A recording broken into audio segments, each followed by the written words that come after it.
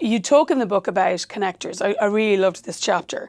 And we all know we can identify people who are leaders, who are really good connectors, but you go a little bit further in how important they are in leading adaptive change. Can you talk about that?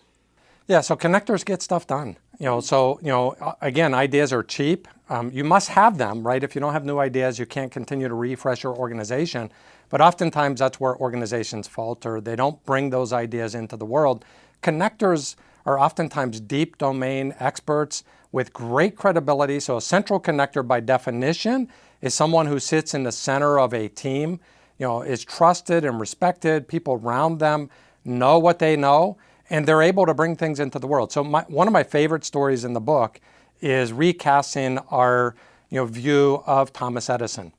Thomas Edison is known in the world as a great inventor, and we think of inventors as being incredibly creative people. And Thomas Edison, I think rightfully defines himself as a sponge. And what he was really doing was soaking up what everybody else knew and then enabling his team. And I think the part of the story that's rarely told is the band of people that surrounded Thomas Edison, which he called his muckers.